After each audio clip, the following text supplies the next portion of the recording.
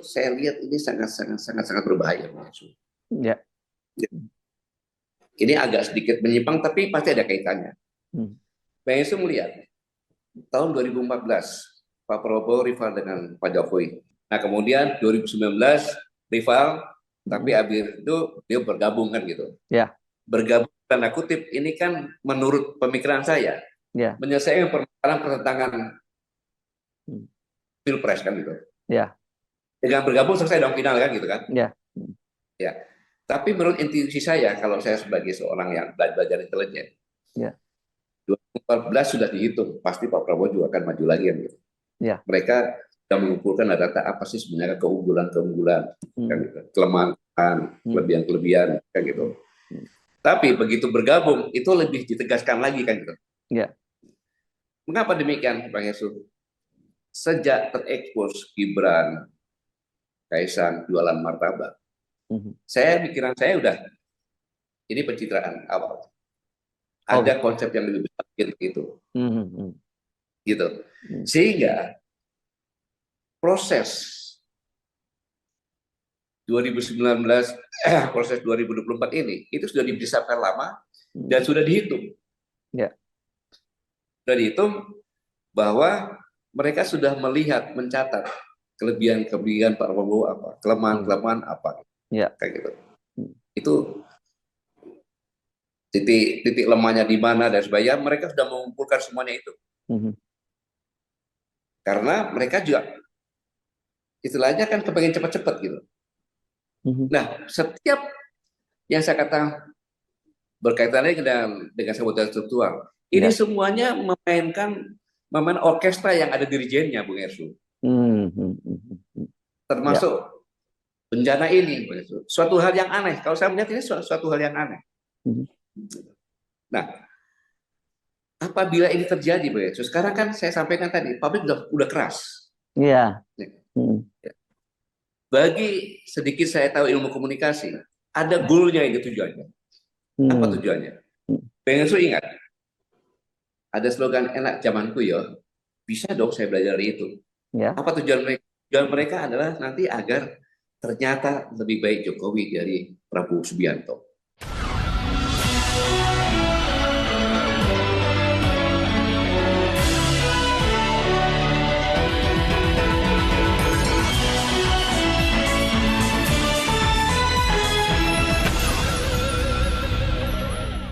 Halo, apa kabar? Assalamualaikum warahmatullahi wabarakatuh. Senang sekali saya Rusbun Arif bisa kembali menjumpai Anda semua.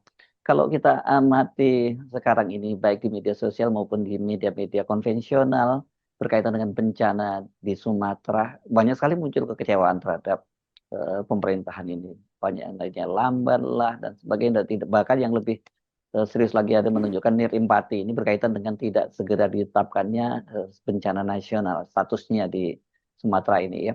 Tapi apa sesungguhnya yang terjadi? Saya ajak Anda untuk berbincang dengan Presidium Koalisi Aksi Menyelamatkan Indonesia, Pak Gatot Nurmantio. Assalamualaikum, Pak Gatot. Waalaikumsalam warahmatullahi wabarakatuh, Pak Ersu. Gimana, sehat, Pak Gatot ya? Alhamdulillah sehat. Ya, tapi saya kira kita masih harus banyak bersyukur ya kalau kita yang di Jakarta, kalau hujan ya banjir-banjir begitu dibandingkan dengan di Sumatera ya. Ya. Oke, kalau kita lihat situasinya sekarang ini, ya Pak Gatot, banyak sekali suara-suara kekecewaan terhadap pemerintah dan sebagainya, dan kemudian soal status bencana nasional belum ditetapkan dan sebagainya. Walau ini kan biasanya kalau bencana-bencana begini TNI itu yang paling gercep ya disebutkannya gitu. Ya. Apa sesungguhnya yang terjadi saat ini menurut Pak Gatot? Ya Bang Yesus, sama-sama kita lihat bahwa bencana ekologis yang melanda Aceh, Sumatera Utara, Sumatera Barat, dengan korban yang mencapai ratusan bahkan hampir 1.000 dan pengungsi massal jutaan lah kurang lebih. Ini memperlihatkan betapa rapuhnya struktur tata kelola negara.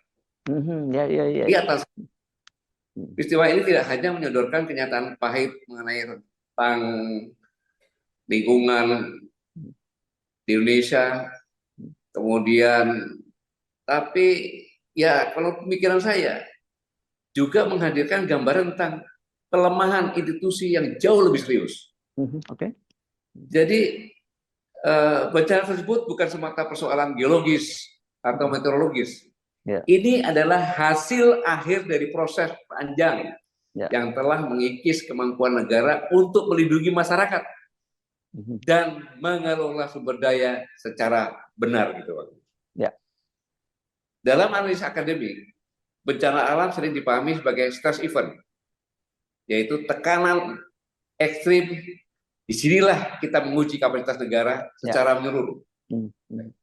Kegagalan negara dalam merespon krisis merupakan indikator deformasi struktural yang tidak dapat dijelaskan hanya melalui faktor teknis di sini. Tapi disinilah konsep sabotase struktural yang pernah disampaikan Jogja menjadi sangat penting. Ya, Abang tanyakan tadi. Sabotase struktural merujuk pada proses pelemahan fungsi negara dari dalam sendiri. Bagaimana? Melalui kebijakan yang dipreteli, pengawasan yang dikurangi, pemimpin yang tidak kompeten, dan intervensi kepentingan yang menyingkirkan rasionalitas kebijakan publik. Ya, dalam beberapa tahun terakhir kita lihat proses pelemahan tersebut tampak dalam wujud pengaburan fungsi institusi, penempatan pejabat pada posisi strategis tanpa kompetensi yang memadai. Kita semuanya tahu. Pembiaran terhadap eksploitasi ekologi, serta manipulasi berbagai instrumen administratif yang mengakibatkan institusi negara kehilangan integritas dan efektivitas. Ini berbahaya Bang Heru.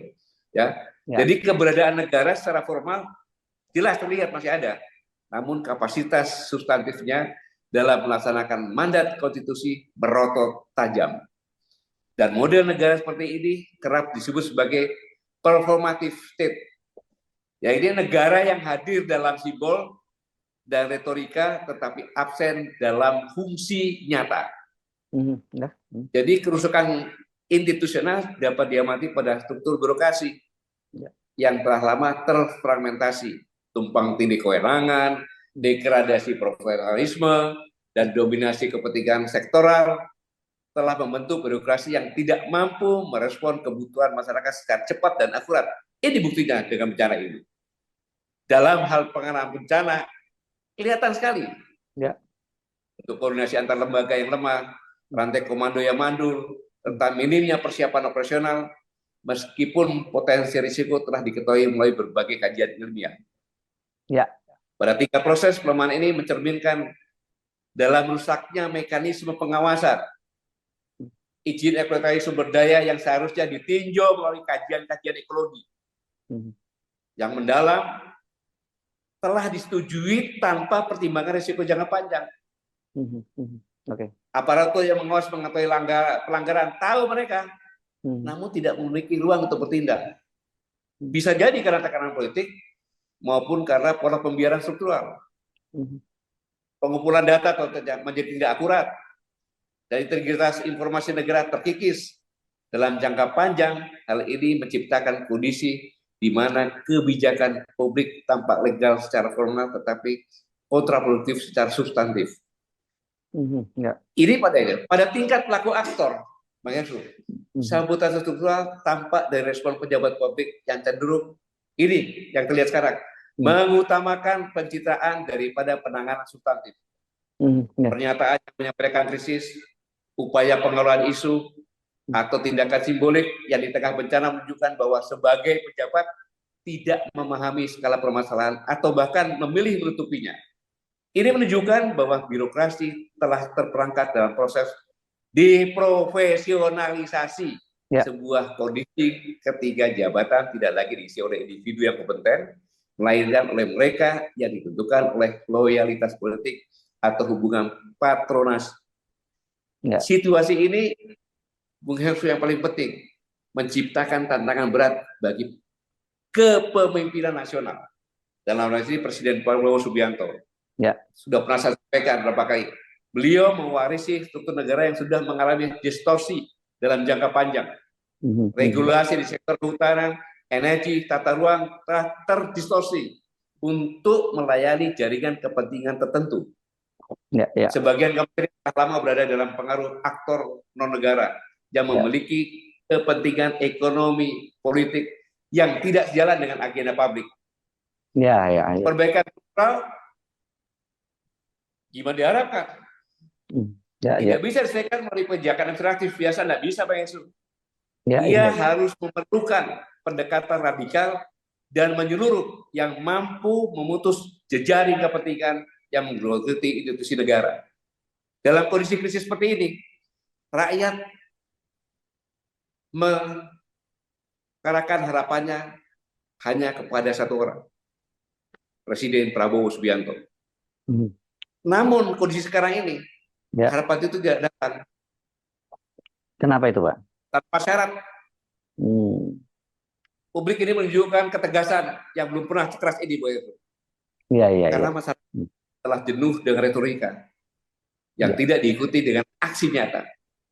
Mereka menginginkan pemimpin yang bukan hanya pandai berpidato, melainkan mampu menghadirkan perubahan konkret yang terlihat dan dapat dirasakan. Dan sentimen publik semakin jelas. Mereka tidak membutuhkan narasi optimisme kosong, tetapi tindakan yang tegas dan terukur. Tuntutan masyarakat berfokus pada tindakan struktural yang harus segera diambil. Mereka menginginkan pembongkaran jaringan perizinan yang merusak, penyelidikan terhadap kerusakan ekologi yang telah lama dibiarkan, pemecatan pejabat publik yang tidak kompeten, pembenahan menyeluruh terhadap struktur penanganan bencana, serta penegakan hukum yang benar-benar tidak kompromitis terhadap pembalakan liar, mafia tambang, dan para perusak alam yang selama ini dilindungi oleh aktor-aktor tertentu di dalam struktur pemerintahan itu sendiri. Dan situasi ini sebenarnya Bung Yesus adalah momentum penting bagi Presiden Prabowo untuk membuktikan kapasitasnya dalam memahami dan menghentikan sabotase struktural yang telah menggerogoti negara. Bung Yesus, ingatan Indonesia sebenarnya masih memiliki peluang untuk diselamatkan.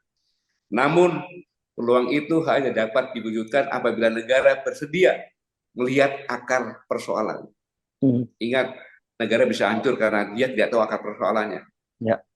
Bukan hanya gejala permukaan, banjir bandang, pencitraan pejabat, kelangkaan energi, kerusakan hutan, dan kegagalan mitigasi adalah manifestasi dari penyakit yang jauh lebih dalam. Penyakit itu adalah proses pelucutan negara sedikit demi sedikit oleh tangan-tangan yang justru berada di dalam tubuh negara itu sendiri. Selama kepemimpinan nasional tidak berani membuka mata terhadap proses pengikisan internal ini, negara akan terus dirongrong dari dalam dan rakyat akan terus menanggung konsekuensinya. Pada akhirnya, riset saya Bang Yesus, menunjukkan bahwa masa depan Indonesia tergantung pada kemampuan negara mengungkap dan menghentikan sabotase struktural yang tengah berlangsung. Indonesia butuh kepemimpinan yang mampu melihat musuh yang tidak nampak, musuh yang datang, bukan musuh yang datang dari luar, tetapi tumbuh dari konfigurasi kebijakan, kelembagaan, dan jaringan kepentingan internal. Selama musuh itu dihadapi secara jujur dan tegas, pertanyaan ini akan terus menggema dalam wacana publik. Negeri ini milik siapa dan hendak dibawa kemana? Itu kira-kira yang mungkin sampaikan, sedikit agak panjang Bu Hersu. Oke. Saya agak saya terkejut kalau Pak tidak terlalu terkejut sesungguhnya. Sebenarnya saya agak heran saja karena Pak Gatot masih tetap menggunakan istilah sabotase struktural dari dalam. Tapi kan sebenarnya Pak Gatot juga saya kira menyimak di berbagai media sosial ini ya, banyak sekali juga hal-hal yang disebut ini perpaduan antara sabotase struktural dengan gol bunuh diri lah. Karena Pak kan kalau sabotase struktural kebetulan orang-orang yang yang memegang posisi yang sangat penting misalnya dalam soal hutan itu tentu saja orangnya rezim lama, dalam soal tambang orangnya rezim lama dan sebagainya. Mungkin yang lingkungan hidup yang rezim baru. Tapi pernyataan Pak Prabowo sendiri itu banyak juga mengecewakan publik loh Pak Gatot, soal misalnya sawit yang diulang lagi kemarin dalam acara Golkar. Pak Prabowo menyinggung bahwa justru karunia bagi Indonesia soal sawit itu, padahal para pengamat lingkungan, para aktivis nyebut 3 kan faktor sebenarnya ini Pak. Soal penggundulan hutan, deforestasi, soal alih lahan menjadi sawit, dan juga tambang. Ya, Mbak Heru, ini kan sebenarnya ada beberapa informasi-informasi yang tidak sampai langsung pada beliau. Oke. Kalau saya melihat pada saat beliau menyampaikan ini, itu beliau tidak melihat teks. Ya. Oh, jadi artinya Ya, memang pembicaraan itu beliau sendiri dong, pemikiran beliau gitu ya? Dia nyampaikan. Ya, ini kan sebenarnya saya tidak tahu kenapa orang-orang dekatnya tidak membrief atau menyampaikan sama beliau tentang kondisi yang terkini. Seharusnya kan begitu ada bencana kan beliau diisi oleh berbagai lingkungan beliau tentang bencana ini sehingga tidak salah persepsi gitu loh. Dan ini Bung Yesu saya lihat ini sangat berbahaya Bung Yesu. Ini agak sedikit menyimpang tapi pasti ada kaitannya. Bung Yesu melihat tahun 2014 Pak Prabowo rival dengan Pak Jokowi hingga menjelang 2019. 2019. Dua kali sebenarnya rivalnya 2014, 2019, tapi kan kemudian Pak Prabowo masuk ke dalam pemerintahan. Yang murni adalah 2014 sampai 2019 itu belum rival, belum dikeluarkan gitu. Nah kemudian 2019 rival, tapi habis itu dia bergabung kan gitu. Bergabung tanda kutip ini kan menurut pemikiran saya menyelesaikan permasalahan pertentangan pilpres kan gitu. Dengan bergabung selesai dong final kan gitu kan. Ya. Tapi menurut intuisi saya kalau saya sebagai seorang yang belajar intelijen, 2014 sudah dihitung pasti Pak Prabowo juga akan maju lagi kan gitu. Mereka sudah mengumpulkan data apa sih sebenarnya keunggulan kan gitu. Kelemahan, kelebihan kan gitu. Tapi begitu bergabung itu lebih ditegaskan lagi kan gitu. Mengapa demikian Bang Yesus? Sejak terekspos Gibran, Kaisang jualan martabak, pikiran saya udah ini pencitraan awal. Ada konsep yang lebih besar gitu. Gitu. Sehingga proses 2019 proses 2024 ini itu sudah dipersiapkan lama dan sudah dihitung.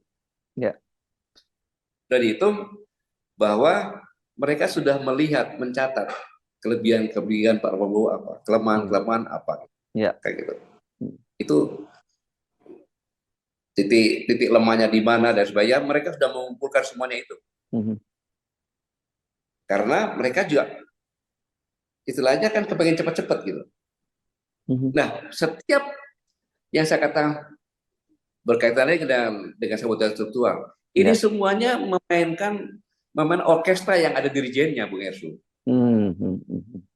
Termasuk bencana ini, suatu hal yang aneh. Kalau saya melihat ini suatu hal yang aneh.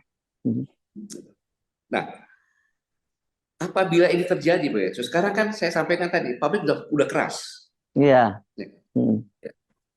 Bagi sedikit saya tahu ilmu komunikasi, ada goalnya itu tujuannya. Apa tujuannya? Bung Ersu ingat, ada slogan enak zamanku ya. Iya. Ya kan, zamannya Pak Harto kan gitu. Pak Harto ya itu Pak Harto ya. Bisa dong saya belajar dari itu. Apa tujuan mereka? Tujuan mereka adalah nanti agar ternyata lebih baik Jokowi dari Prabowo Subianto. Ujungnya mereka seperti itu. Wah, itu delegitimasi dong buat Pak Prabowo ya. Saya tidak menuduh. Analisa saya, intuisi saya mengatakan seperti itu. Dengan posisi yang sekarang ini. Kan seolah-olah ini, Bung Hersu, bencana itu yang paling utama adalah bagaimana menyelamatkan manusia-manusia yang terdampak dari bencana ini. Mereka tidak berdaya, yang kaya jadi sangat miskin, tidak punya apa-apa. Dan mereka tidak bisa apa-apa. Karena air putih pun nggak bisa. Ternyata penanganannya seperti sekarang ini. Kan itu. Berdebat antara daerah dan sebagainya. Jadi ini yang perlu diwaspadai, saya mengingatkan ini. Ini sudah politik negara, Bang Yesus. Tujuan akhirnya adalah membentuk opini dari berbagai macam untuk menyampaikan bahwa ternyata lebih baik Jokowi daripada Prabowo. Ini berbahaya. Mungkin agak menyakitkan, tapi ini harus saya sampaikan. Opini saya loh nih, analisa saya. Kedepannya seperti itu. Boleh-boleh saja. Dan menurut Pak Gatot sejauh ini, dengan diekspos seperti kasus bencana sekali ini, itu tujuan itu sudah mulai tercapai dong ya? Ya, sebentar-sebentar lagi bisa tercapai begitu. Enggak, pembentukan opininya dulu. Iya, gitu. Iya, pembentukan opininya ini kan gini Bang Yesus. Kita ini bangsa yang ikatan primordialisme bangsa ini sangat kuat Bang Yesus. Iya. Ketika di suatu daerah ada bencana, mereka ini kuat. Tinggal dibuka saja, saya perlu ini, semuanya akan bergaul dan menyelesaikan semuanya masalah itu. Ya. Jadi apabila lihat penanganannya tidak benar, kita banyak lihat yang terakhir di Aceh Tamiang, mobil-mobil yang banyak itu kan sudah bawa bangkai, nggak ada dia apa-apa sama sekali. Ini model negara apa? Iya kan, sudah jelas mobilnya itu nggak ada yang berani buka, mungkin takut dibilang maling atau apa, nggak ada kerja sama sekali. Dan itu kan penyakit kalau dibiarkan terus. Ya. Ini kan suatu contoh saja yang menyedihkan gitu, Mas. Kalau ini dibiarkan, sekarang ini kan orang ahli membuat berita-berita yang menyudutkan dan sebagainya, basar-basar masih hidup, dihidupkan kembali dan lain sebagainya. Ini berbahaya menurut saya. Ya. Saya perlu sampaikan ini. Gitu. Ya. Saya sering menyebutnya ya, ini pembentukan opini. Itu sebagai kalau dalam, nah ini karena Pak Gatot militer, saya menggunakan analogi itu. Ini seperti serbuan udara, begitu ya. Pak Gatot jadi bombardir dari udara, dan kemudian terjadi kemudian disebar nanti biasanya propaganda kan bisa begitu ya, minta segera ini sudah lumpuh, pasukan segera menyerah, tinggal infanterinya yang menduduki Pak. Apakah kondisi kita sekarang seperti itu? Kita sudah dibombardir habis dari udara oleh opini publik bahwa Pak Prabowo ternyata tidak lebih bagus dari Pak Jokowi, ya artinya harus diganti aja gitu. Dan yang gantinya siapa ya? Ya penerusnya Pak Jokowi gitu. Ya kan, Bung Hersho, kita lihat waktu Kuwait seorang suster yang mengatakan gitu bahwa ditembakin kan gitu dan sebagainya. Kuwait apa Irak waktu itu ya, Kuwait kalau nggak salah itu. Terus akhirnya diserangan. Itu kan pembentukan opini. Jadi perang yang sangat berbahaya ini adalah pembentukan opini sekarang ini. Bukan senjata, bukan pasukan gitu. Karena dengan opini seperti mudah kan gitu. Dan ini menurut saya proses ini sejak saya di Jogja saya sudah mengingatkan. Dan saya mengingatkan itu kan tanggal 18-29 kan terjadi. Iya kan? Ingat, kami itu saya, Bung Rocky, Antoni Budiawan menyampaikan akan terjadi suatu daerah semuanya ini gitu. Dan terjadi betul-betul kan gitu. Untuk aja nggak menuduh bahwa kami aja yang buat karena kami tahu duluan, kan bisa aja dibuat seperti itu sebenarnya. Iya. Nah, saya sekarang melihat ini gitu loh yang perlu diwaspadai gitu. Maka saya mengimbau segeralah mengambil langkah gitu, Bung Yesu. Ya. Langkahnya gimana? Gini, Bung Yesu. Agak menuju ke bencana nih, Bung Yesu ya. Ya. Jadi, Bung Yesu, memang daerah bisa menangani, saya yakin bisa. Tetapi perbedaannya, kalau daerah melakukan, dia itu pasti perlu waktu yang panjang. Kalau secara nasional singkat. Mengapa? Bung Hersу, ini kan pemerintah APBD-nya dia kan terbatas, Bung Herssu, dalam kondisi ekonomi seperti itu. Ya.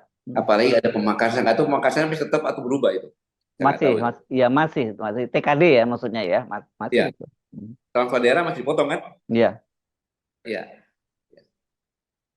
Sekarang cadangan untuk penanggulangan bencana berapa? Iya. Bisa diekspos loh.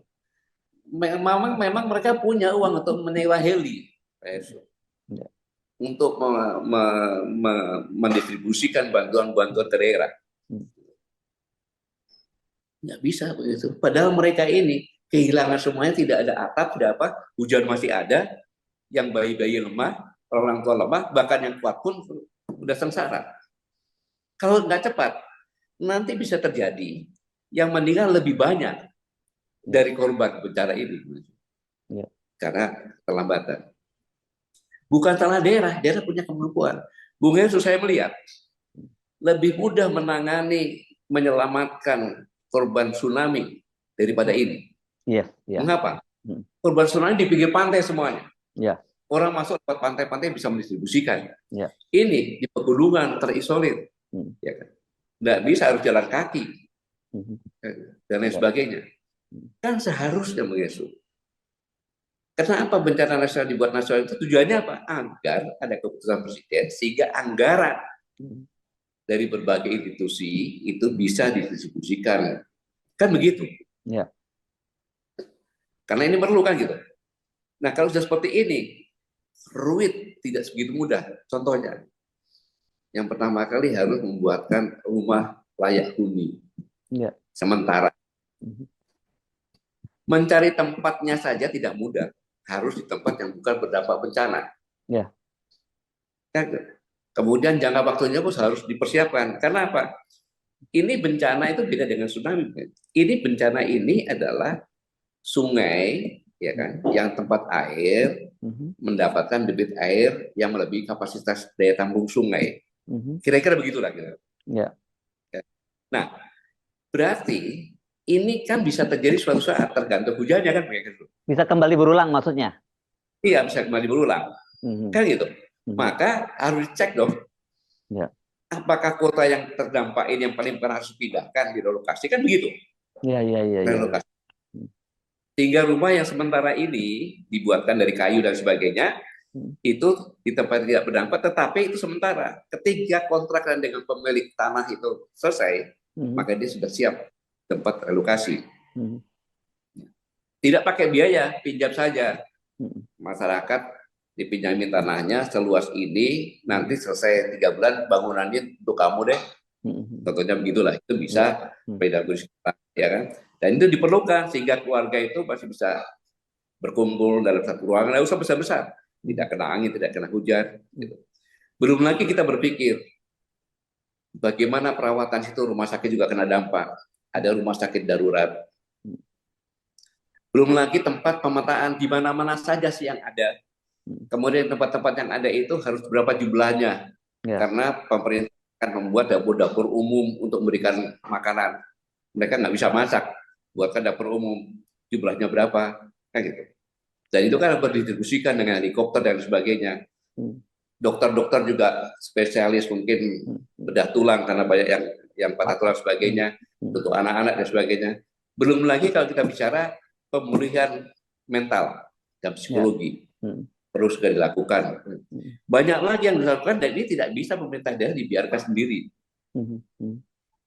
Maka saya mengimbau para gubernur-gubernur, rapatlah dengan DPR, dengan musyawarah pimpinan daerah untuk menentukan bahwa tidak mampu sendiri untuk dalam waktu yang cepat. Bisa mampu tapi dalam cepat enggak, maka semuanya minta kepada pemerintah pusat untuk jadikan bencana nasional agar pemerintah bisa membutuhkan dana.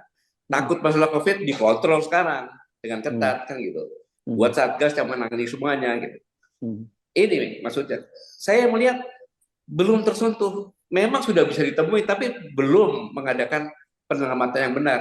Apakah sudah ada rencana buat rumah sementara? Apakah sudah ada tempat kesehatan?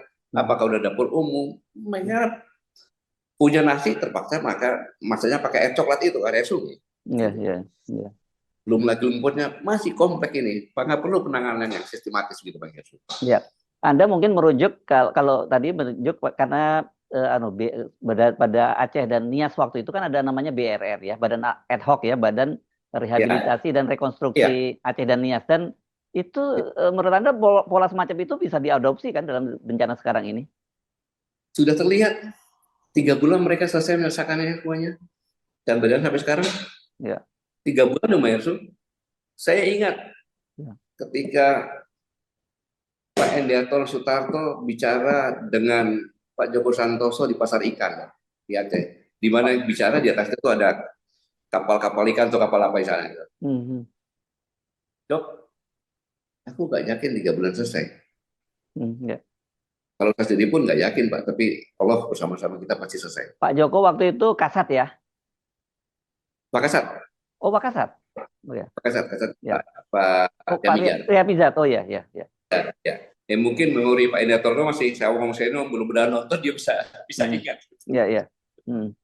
Waktu Pak Kasat, habis itu setelah beberapa bulan kemudian dia jadi Kasat. Ya. Itu tinggal diadopsi aja itu. Pak Alwi Siap masih ada kan gitu kan. Iya. Tanya dibuat, dan pengontrolan anggaran itu benar-benar terkontrol karena secara terbuka, dan wartawan pun tidak ada wawancara lagi. Dibuat saja wartawan nggak ada wawancara. Kalau kamu ingin tahu situasi terkini di manapun daerah, datang ke tempat rapat, ya kan, dengarkan semuanya, selesai. Tetapi ingat kita ini kan satu bangsa besar. Bangsa besar atau bangsa-bangsa dalam lingkuran sedunia. Berilah peluang kepada negara tetangga kita yang punya atensi untuk membantu. Ya, bantu tentunya. Saya perlu helikopter. Karena tempatnya kan terpencar-pencar. Ini tidak menunjukkan kita bangsa miskin, tidak. Tapi membentuk toleransi dengan negara-negara tetangga kita. Itu kan bagus. Bukannya kita berarti apa bangsa yang miskin nggak bisa ngangki ya. Kita berpikir manusia telah berdampak ini loh Bang Efsul. Ya. Oke. Itu yang paling kan penanganan dana itu yang paling utama dan pertama strategis yaitu menyelamatkan yang berdampak gitu. Nah, tadi kan Pak mereka tidak mampu apa-apa. Ya, Pak Gatot kan menyinggung soal aspek politiknya ya. Dan kita juga jangan lupa ya, persepsi publik itu bisa dibentuk dengan penanganan bencana ini kan. Berarti ya kalau penanganan bencananya lambat, itu artinya kan sebenarnya buat yang punya target tertentu pada Pak Prabowo ini bisa dieksploitasi kan. Jelas, itu sasaran empuk. Ini yang maksud saya sangat berbahaya apabila digoreng sekarang. Ya. Dan itu membentukkan opini masyarakat mudah sekali terima dalam kondisi seperti ini, Bang Yesus. Saya mulai bisa menangkap nih ide besar dari Pak Gatot dengan tidak mengabaikan fakta penanganan bencana di penanganan para korban bencana ini. Tapi ini sekarang justru ada operasi lah gitu katakanlah itu untuk mengekspos kelemahan dari Pak Prabowo dan kemudian kesimpulan pada publik ya Pak Jokowi lebih bagus dari Pak Prabowo gitu. Ya kalau udah gitu kalau publik terbentuk opini seperti itu kan gampang tinggal. Ya. Jadi kalau seperti yang pernah saya sampaikan, ya. Ini kan peluang ini bisa positif dianggap sebagai negatif kan gitu. Ya. Orang yang tidak bisa dia dapat peluang itu adalah orang sial. Oke. Orang yang punya peluang tidak bisa dapat peluang itu adalah orang bodoh. Orang yang baik adalah orang yang punya peluang dia bisa memanfaatkan peluang. Ya. Orang yang hebat adalah orang yang bisa menciptakan peluang dan dia memanfaatkan peluang. Dan orang yang luar biasa adalah orang yang kena bencana, tapi bencana itu dimanfaatkan menjadi peluang. Nah, peluang ini boleh positif atau negatif. Silakan mau ngambil yang mana, kan gitu. Kalau mengambil positif, Pak Prabowo segera membuat, segera cepat selesaikan ini dengan baik. Itu peluang yang musibah yang menjadi peluang. Kan? Peluang untuk bisa memberikan apa yang menjadi paradoksnya Pak Prabowo, mencintai rakyatnya, dia buktikan dengan cara yang gitu. Tapi kelompok yang tidak suka sama Prabowo peluang untuk membusukkan lagi kan gitu. Tinggal pilih yang mana. Gitu lah kira-kira begitu. Ya. Nah, sejauh ini yang menurut penilaian Bapak mana yang terjadi dari tadi itu dari beberapa analisis Bapak tadi itu? Apakah justru sekarang yang orang yang tidak suka dengan Pak Prabowo yang lebih memanfaatkannya atau Pak Prabowo yang memanfaatkan? Ya tergantung. Tergantung. Ya.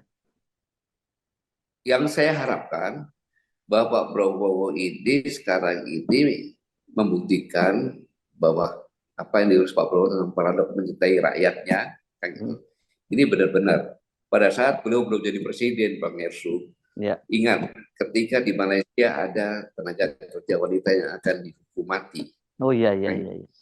Pak Prabowo karena punya kelolaan di sana minta uang kepada adiknya, Pak Hasim, untuk membayar pengacara yang terbaik. Dan itu berhasil. Tidak ada di media menceritakan, berarti itu memang benar ketulusannya kan. Ketika sebelum menjadi presiden dan itu satu orang di luar negeri, itu jadi presiden, gitu. Dan banyak rakyat seperti itu, ya kan. Saya hanya mengingatkan saja supaya peduli dan mengambil langkah-langkah karena waktu berjalan sangat cepat dan orang yang memerlukan ini benar-benar memerlukan kecepatan bertindak secara terkoordinasi dan benar-benar mencapai sasaran. Itu yang diharapkan oleh masyarakat. Dan semua masyarakat mengamati. Gitu. Tapi kan kita tadi juga menyinggung soal bagaimana opini publik, ya, opini sekarang Gen Z bahkan di media sosial dan sebagainya. Kalau apakah Pak Gatot sepakat bahwa ini sudah mulai tanda bahaya, bahwa kesimpulan publik sekarang Pak Prabowo tidak cukup perform dalam menangani bencana ini? Bung Yesu, Gen Z itu adalah pewaris negeri ini loh, Bang Yesu. Ya. Dan mereka tidak mau mewarisi barang-barang yang udah bobrok, negara yang sudah hancur. Ya. Mereka pasti berpikir, kalau nanti saya dibiarkan saja negara ini hancur, saya tidak mau seperti itu. Saya harus bertindak sekarang. Itu Gen Z seperti itu. Ya. Iya, sama aja Pak. Ya dia mau, kan saya pernah ngomong, kalau kalian tidur diam saja, kalian kuliah jadi pintar juga kau jadi budak negeri sendiri. Menyakitkan kan gitu. Ya. Dan kalau terjadi apa-apa dia mulai mana? Nggak ada tempat lain lagi. Gen Z ini mulai sadar ini, kalian sekarang ini. Ya. Gitu. Ya. Dan itu kan bisa dieksploitasi. Sekarang kan ya. Saya juga. Ya, silakan. Iya. Ya saya ini sekarang ini kan berbicara seperti ini kan tujuannya kan agar bisa mewarisi hal yang baik lah untuk generasi muda terutama Gen Z ini kan, Bang Yesu. Walaupun saya nggak bisa berbuat apa, saya menyampaikan seperti ini tujuannya agar ketika kita semuanya turun, ya kan, itu mereka sudah menerima dengan baik, ya kan. Kalau kita nggak, dia cuma ngomong, Bapak sekarang enak aja merampok ini, merampok ini, merampok ini. Ketika semuanya sudah habis, Bapak udah mati. Kita yang merasakan kan gitu yang sih. Iya. Iya. Bapak jual tanahnya ke negeri orang, Bapak begini, Ibu begini kan gitu. Ya. Nah begitu sudah parah semuanya, ketika kita bagian bayar utang bersih-bersih, kita sengsara, Bapak udah mati, kita yang sengsara. Gitu kan begitu pikirnya. Iya. Jangan dikira lebih cerdas dari kita itu. Iya. Baik Pak Prabowo, Pak Gatot, mohon maaf ini Pak Prabowo lagi ngomongnya. Ya. Jadi ini saya kira sebenarnya momentum ya buat Pak Prabowo. Ini mau bagaimana Pak Prabowo ingin dinilai. Sekarang kita ngomongnya pada publik dan pada Gen Z saja. Apakah beliau memang presiden yang bisa diharapkan untuk menangani soal bencana ini? Atau sebenarnya justru kalau kemudian ada persepsi muncul yang bahwa lebih buruk dari Pak Jokowi, ya ini berbahaya sebenarnya karena itu sebenarnya ada agenda besar di balik itu dan target itu tercapai sekarang gitu kan. Betul sekali Bang Yesu, betul sekali itu. Dan ini berjalan sangat cepat Yesu. Kalau orang udah kelaparan, kena hujan, angin, tidak apa nggak makan, nggak lama dia meninggal Yesu. Ya. Nah, gitu. Ya. Nah itu nggak bisa ditutupi. Ya. Ketika dia tahu bahwa saudara saya waktu itu masih hidup, cuma nggak bisa apa-apa karena penanganan masyarakat nggak, gimana itu? Ya. Jadi pemerintah nggak ada, akhirnya dia meninggal dengan kelaparan itu. Satu bulan gimana coba? Iya. Itu bisa terjadi kalau kita lihat cepat-cepat. Ya. Mungkin saya tidak melihat, mudah-mudahan ini sudah berjalan. Coba saya ketidaktahuan saya saja. Mudah-mudahan itu terjadi.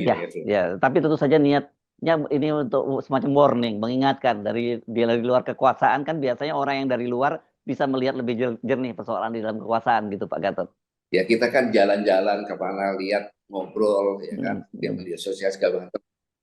Ya. Dan dari itu kan kita bisa melihat suara masyarakat yang sebenarnya harapan dia harapkan itu masyarakat itu benar-benar tulus itu yang coba kita dengarkan dengan teman-teman yang ada kan gitu.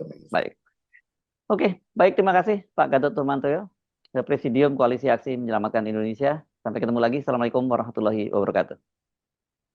Waalaikumsalam warahmatullahi wabarakatuh.